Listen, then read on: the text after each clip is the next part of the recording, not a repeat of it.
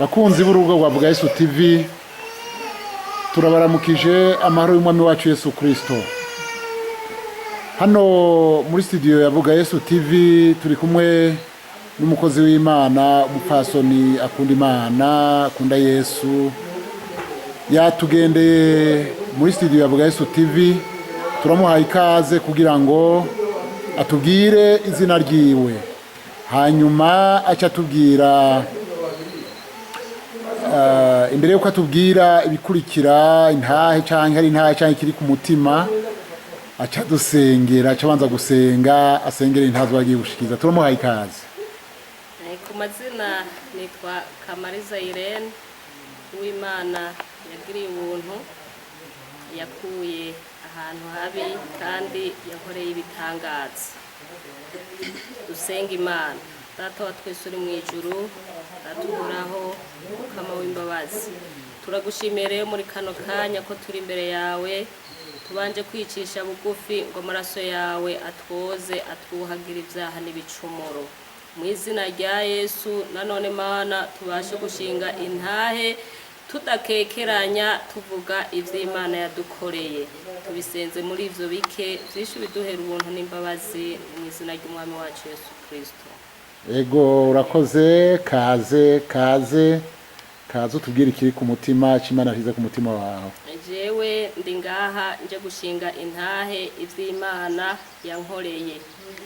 Jewe nsanzwe nubatse, se umushinga ntaho umwe n'abana batatu. Rero jewe naragize ibihe bitari vyiza, namaze amashuri mu mwaka w'ibihumbi 2012, hanyuma mbaho mu bushomeri, ariko Imana iramenya iyibicisha, ndonka akazi mu bihumbi 2023. Ivyo ndabishimira Imana kuko nari nagerageje guca ku batandukanye, ariko kubwo ibisaha y'Imana itari bwagere, nabirose isaha y'Imana igeze. Imana agira kabiri yari amaze imyaka 7 mba ngaho senga Imana, guteba yaho nitura abakozi b'Imana, ndaja mu masengesho bikomeye, ariko ivyo vyose nabihawe ari uko nabanje gufata ingingo mu bugingo bwanje. Urakoze cyane, sindaguciriyemwo, uraza kudugira aho nyene. Wamaze imyaka 7 ugize gute? Namaze imyaka 7 mfise ikibondo kigira kabiri, mugabo inyuma y'iyo myaka 7 ndonka igisubizo, Imana imikindi kibondo kigira gatatu. Imana ishimwe cyane. Amina. Havuga dusubiye inyuma gatoya, mbega wakijijwe ryari? Jewe nakijijwe neza na neza muri 2022, niho nafashe ingingo. Wafashe ingingo? Nafashe ingingo. Ubundi wari umukristo wo mwishengero gusa? Nari umukristo wo mwishengero abandi bose. Yego, Imana ishimwe ko wafashe ingingo yo gukurikira Yesu mu mwami n'umukiza. Hanyuma rero bandanya, umaze kuronka ikibondo kigira gatatu, sivyo? Yego, kigira gatatu. None byahavuye bigenda gute? Wananiza bakumviriza. Maze kuronka ikibondo kigira gatatu, no kuvuga nababwiye ntarakironka, nabaye mu Mana neza, ndabana n'abasenzi bikomeye, ndatura umutwaro, kuburyo wari umutwaro undemereye, numva umenga niyase, kandi bidasigura ko atabandi nari mfise abandi. Ariko Imana irakoresha abakozi, nanje irankoresha muri abo bakozi nyene, irumva ukurira kwanje, iranyishura impico kibondo. Rero ikimpaye vy'ukuri naciye ndamwita masengesho, kuko yavuye mu masengesho. Yesu nashimwe. Amina. Rero ubu niyumvise neza n'ukuri, kandi nta kure hariho Imana itoshikana umuntu, kandi nta kure hariho Imana itokura umuntu. Ni naco twogera ivyizigiro, kugira ngo umuntu wese yumve yuko yari kumwe n'Imana ataco abura, ivyoza vyose akagira ivyizigiro. Yesu nashimwe cyane. Amina.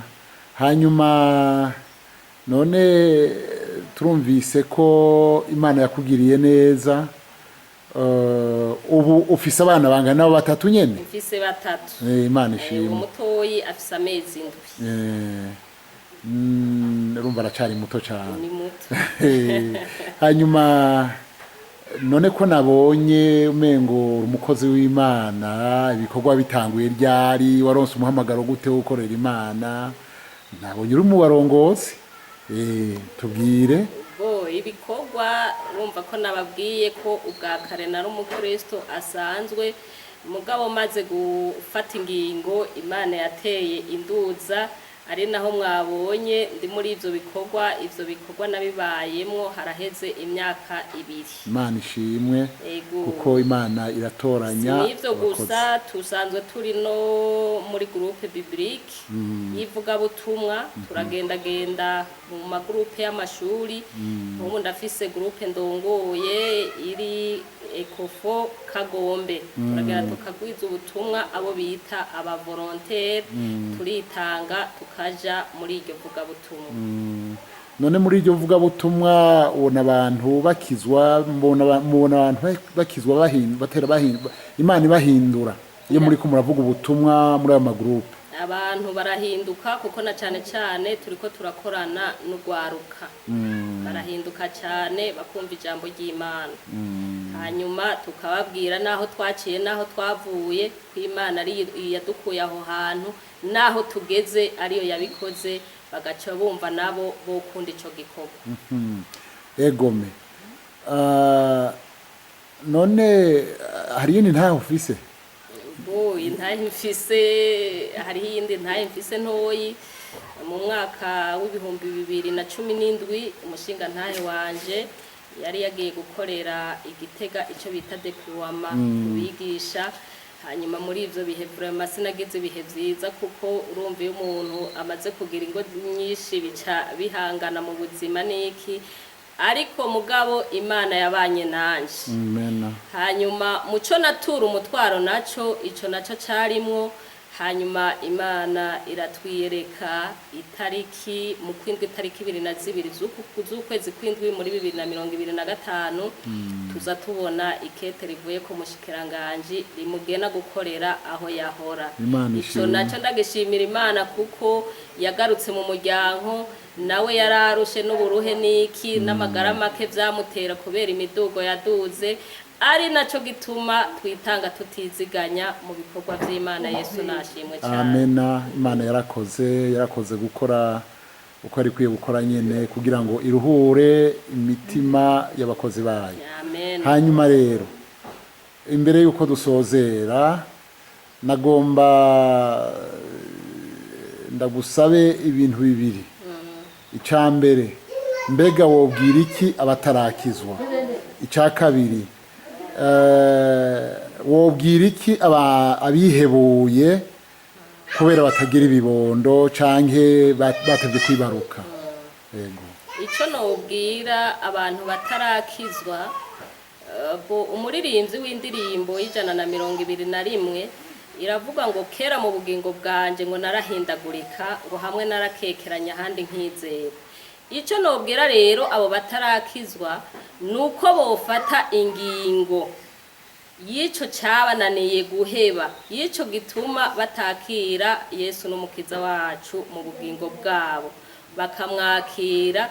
Hanyuma ibikurikira bica vyikora. Ugihe uri kuragenda neza ukora ibikorwa vyiza vy'Imana, ukora uko igomba, nta kabuza kuko nayo iyo wivanze mu vyayo nayo ica yivanga mu vyawe. Hanyuma ku bataye ivyizigiro nabo niko nobivuga, nukuri ntibokwihebura, bagume ku mavi, ntihagire umuntu akekeranya ngo canke ngo ariyumviriye ngo aje ku mupfumu canke ngo aje hariya na hariya.